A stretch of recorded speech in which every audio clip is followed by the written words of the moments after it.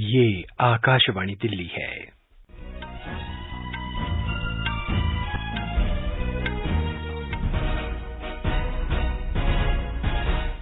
दिल्ली के श्रम मंत्री राजकुमार आनंद ने कहा, राजधानी में कर्मचारी राज्य बीमा निगम ईएसआईसी लाभार्थियों के लिए 12 नई डिस्पेंसरी खुलेंगी।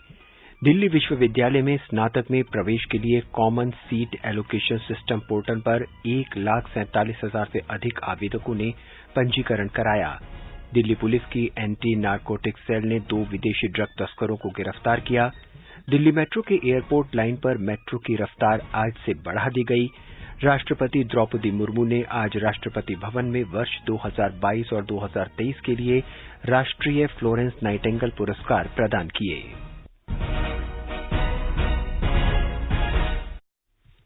प्रादेशिक समाचार के साथ मैं नवीन सक्सेना। दिल्ली के श्रम मंत्री राजकुमार आनंद ने कहा कि राजधानी में कर्मचारी राज्य बीमा निगम लाभार्थियों के लिए जल्द ही 12 नई डिस्पेंसरी खुलेंगी। इसके लिए विभाग से मंजूरी मिल चुकी है और उचित स्थान का चयन किया जा रहा है। श्री आनंद की अध्यक्षता में आज ईएसआईसी के क्षेत्रीय बोर्ड की 53वीं बैठक आयोजित की गई। श्रम मंत्री ने ईएसआईसी के दायरे में आने वाले कर्मचारियों की संख्या बढ़ाने के लिए उनकी न्यूनतम वेतन सीमा को 21,000 से बढ़ाकर 31,000 करने की दिशा में संभावनाएं तलाशने के निर्देश दिए हैं। इसके अलावा उन्होंने राजधानी में 70 विधानसभाओं के लिए डिस्पेंसरी खोलने की संभावना तलाशने के भी आदेश दिए। दिल्ली विश्वविद्यालय में स्नातक में प्रवेश के लिए common seat allocation system portal पर कुल 1,47,000 से अधिक आवेदकों ने पंजीकरण कराया है। इसमें से 74,000 से अधिक लोगों ने अपना आवेदन जमा कर दिया है। इस शैक्षणिक वर्ष में 78 स्नातक प्रोग्राम में कुल 71,000 सीटें हैं। गौरतलब है कि दिल्ली विश्वविद्यालय में स्नातक में दाखिले के लिए इस महीने की 14 तारीख को common seat allocation system website की शुरुआत की गई थी। दिल्ली विश्वविद्यालय ने निर्धारित पंजीकरण अवधि के भीतर खुद को पंजीकृत करने में विफल रहे उम्मीदवारों को समायोजित करने के लिए मिड एंट्री का प्रावधान भी किया है। इन उम्मीदवारों को 1,000 रुपये के मिड एंट्री प्रवेश शुल्क का भुगतान करना होगा। दिल्ली के मुख्यमंत्री अरविंद केजरीवाल ने आज कहा कि राजधानी में जलापूर्ति को व्यवस्थित करने को लेकर युद्ध स्तर पर काम जारी है, ताकि सभी इलाकों में जरूरत के अनुसार पानी की आपूर्ति सुनिश्चित की जा सके। उन्होंने आज दिल्ली में पानी की आपूर्ति को लेकर एक उच्चस्तरीय बैठक की समीक्षा की। श्री केजरीवाल ने अधिकारियों को निर्देश दिया कि पूरी दिल्ली में फ्लो मीटर लगाने का काम 31 दिसंबर तक पूरा करें। उन्होंने कहा कि 1 जुलाई से दिल्ली जल बोर्ड जलापूर्ति का सेंट्रलाइज्ड मॉनिटरिंग करना शुरू कर देगा। समीक्षा बैठक में मुख्यमंत्री ने पानी की एक-एक बूंद को सहेजने पर बल दिया। दिल्ली जल बोर्ड ने अभी तक प्राइमरी स्तर पर करीब 352 फ्लो मीटर इंस्टॉल किए हैं और करीब 108 फ्लो मीटर लगाने की जरूरत है। श्री केजरीवाल ने कहा कि फ्लो मीटर लगने के बाद हर इलाके में पानी की समान आपूर्ति हो सकेगी। प्रादेशिक समाचार आप आकाशवाणी दिल्ली से सुन रहे हैं। ताजा समाचार जानने के लिए आप हमारी वेबसाइट newsonair.com पर लॉगिन कर सकते हैं। आगे बढ़ने से पहले मुख्य समाचार एक बार फिर। दिल्ली के श्रम मंत्री राजकुमार आनंद ने कहा कि राजधानी में कर्मचारी राज्य बीमा निगम लाभार्थियों के लिए जल्द ही 12 नई डिस्पेंसरी खुलेंगी। दिल्ली विश्वविद्यालय में स्नातक में प्रवेश के लिए common seat allocation system portal पर कुल 1,47,000 से अधिक आवेदकों ने पंजीकरण कराया है। दिल्ली पुलिस की एंटी नारकोटिक्स सेल ने 2 विदेशी ड्रग तस्करों को गिरफ्तार किया है। दिल्ली मेट्रो के एयरपोर्ट लाइन पर मेट्रो की रफ्तार आज से बढ़ा दी गई है और राष्ट्रपति द्रौपदी मुर्मू ने आज राष्ट्रपति भवन में वर्ष 2022 और 2023 के लिए राष्ट्रीय फ्लोरेंस नाइटिंगेल पुरस्कार प्रदान किए। दिल्ली मेट्रो के एयरपोर्ट लाइन पर मेट्रो की रफ्तार आज से बढ़ा दी गई है। नई दिल्ली में आईजीआई एयरपोर्ट होते हुए द्वारका सेक्टर 21 को जोड़ने वाली मेट्रो की गति 100 किलोमीटर प्रति घंटे से बढ़ाकर 110 किलोमीटर प्रति घंटे कर दी गई है। दिल्ली मेट्रो रेल निगम ने बताया कि अब यात्री नई दिल्ली से एयरपोर्ट मात्र 16 मिनट में पहुंच सकेंगे। वहीं नई दिल्ली से द्वारका सेक्टर 21 मेट्रो स्टेशन तक की यात्रा के लिए 20 मिनट का समय लगेगा। गौरतलब है कि दिल्ली मेट्रो ने इस साल 22 मार्च को एयरपोर्ट एक्सप्रेस लाइन पर मेट्रो ट्रेनों की परिचालन गति 90 किलोमीटर प्रति घंटे से बढ़ाकर 100 किलोमीटर प्रति घंटे कर दी थी। दिल्ली कांग्रेस ने आरोप लगाया है कि केजरीवाल सरकार मुफ्त बिजली के नाम पर उपभोक्ताओं के बिजली बिलों पर 22% अतिरिक्त सरचार्ज लेकर जनता से वसूल कर रही है। दिल्ली प्रदेश कांग्रेस कमेटी के अध्यक्ष अनिल कुमार ने मांग की है कि दिल्ली सरकार बिजली कंपनियों को सब्सिडी देने के बजाय उपभोक्ताओं के खाते में सब्सिडी डाले। उन्होंने कहा कि दिल्ली सरकार ने सब्सिडी के नाम पर 11,743 करोड़ रुपए बिजली कंपनियों को दे दिए हैं। श्री कुमार ने कहा कि दिल्ली के बिजली मंत्री आतिशी द्वारा भारत के राष्ट्रपति द्वारा दिल्ली विद्युत नियामक आयोग चेयरमैन पद पर पूर्व न्यायाधीश उमेश कुमार की नियुक्ति पर सवाल उठाना आश्चर्यजनक है। उन्होंने कहा कि केजरीवाल सरकार डीईआरसी के शीर्ष पद पर अपना व्यक्ति बैठाना चाहती थी। दिल्ली विश्वविद्यालय के शताब्दी समारोह का समापन 30 जून को होगा।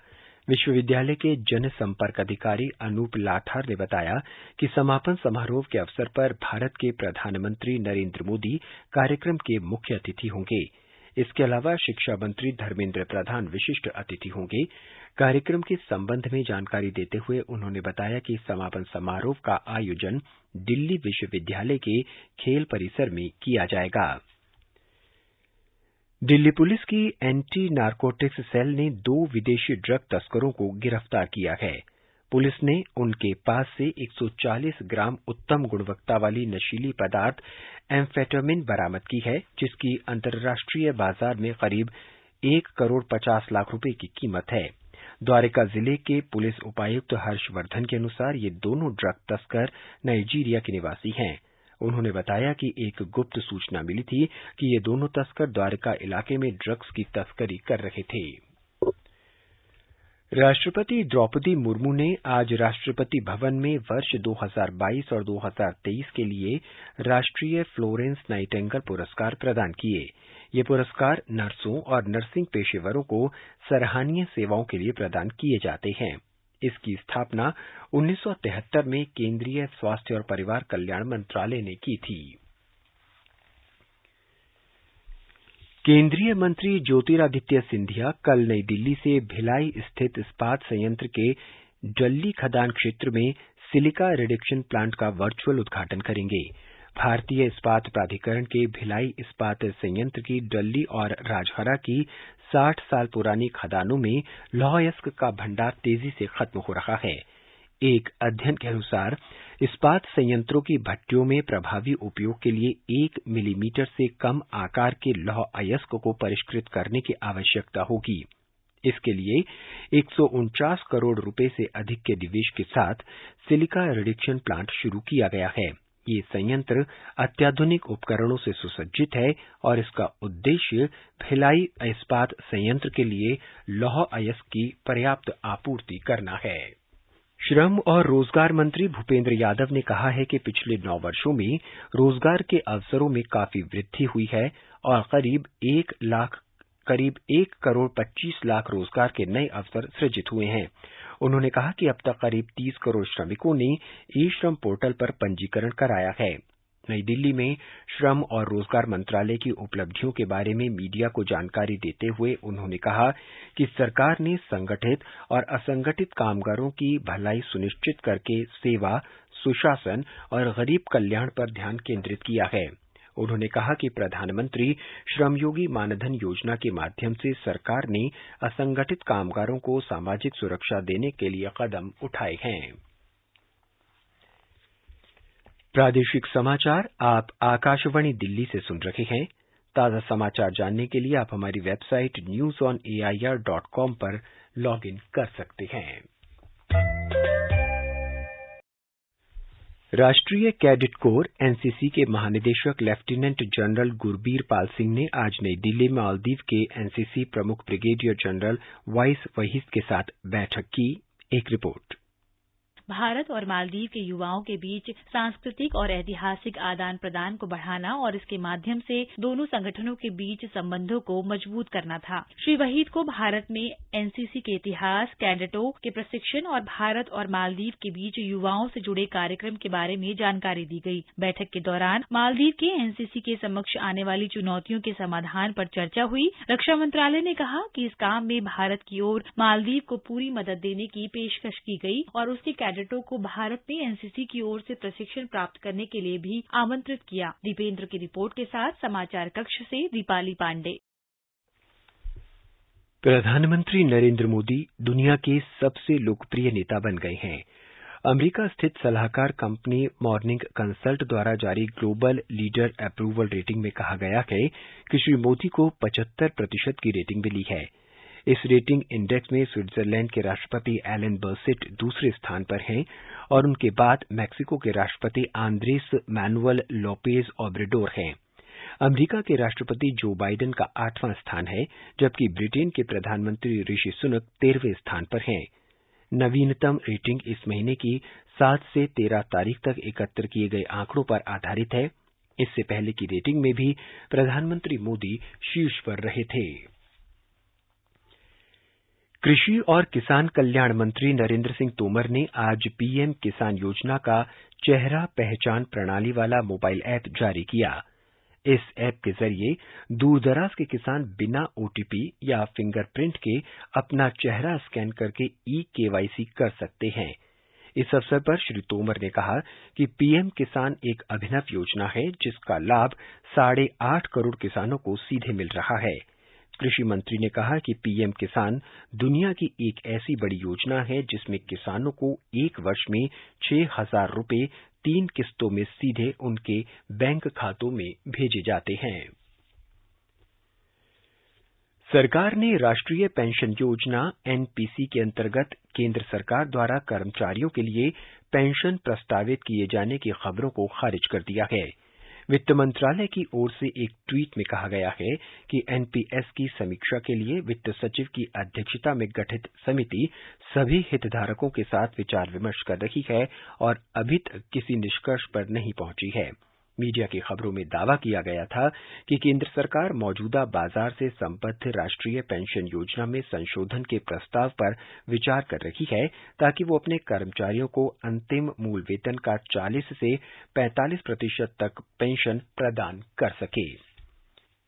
आकाशवाणी में उर्दू के पूर्व समाचार वाचक कौसर रिजवी का आज दुबई में निधन हो गया। वे 89 वर्ष के थे। उन्होंने 1975 से 2004 तक नई दिल्ली में आकाशवाणी के समाचार सेवा प्रभाग की उर्दू इकाई से जुड़े रहे। श्री रिजवी ने अपने करियर की शुरुआत आकाशवाणी वाराणसी से अनाउंसर के रूप में की थी। उनका अंतिम संस्कार उनके गृहनगर लखनऊ में किया जाएगा। राजधानी में आज तड़के कुछ इलाकों में हुई बारिश से लोगों को उमस भरी गर्मी से हल्की राहत मिली। आज का अधिकतम तापमान सामान्य से 1 डिग्री सेल्सियस कम 37.5 डिग्री सेल्सियस दर्ज किया गया। वहीं न्यूनतम तापमान 27.6 डिग्री सेल्सियस रिकॉर्ड किया गया। मौसम विभाग के अनुसार अगले 24 घंटे के दौरान आसमान में आंशिक रूप से बादल छाए रहने और हल्की बारिश की संभावना है। कल का अधिकतम तापमान 39 डिग्री और न्यूनतम तापमान 29 डिग्री सेल्सियस के आसपास रहने का अनुमान है। अंत में मुख्य समाचार एक बार फिर। दिल्ली के श्रम मंत्री राजकुमार आनंद ने कहा कि राजधानी में कर्मचारी राज्य बीमा निगम ईएसआईसी लाभार्थियों के लिए जल्द की 12 नई डिस्पेंसरी खुलेंगी। दिल्ली विश्वविद्यालय में स्नातक में प्रवेश के लिए common seat allocation system portal पर कुल 1,47,000 से अधिक आवेदकों ने पंजीकरण कराया है। दिल्ली पुलिस की एंटी नारकोटिक्स सेल ने 2 विदेशी ड्रग तस्करों को गिरफ्तार किया है। दिल्ली मेट्रो के एयरपोर्ट लाइन पर मेट्रो की रफ्तार आज से बढ़ा दी गई है और राष्ट्रपति द्रौपदी मुर्मू ने आज राष्ट्रपति भवन में वर्ष 2022 और 2023 के लिए राष्ट्रीय फ्लोरेंस नाइटिंगेल पुरस्कार प्रदान किए। इसके साथ ही प्रादेशिक समाचार बुलेटिन समाप्त हुआ। नमस्कार।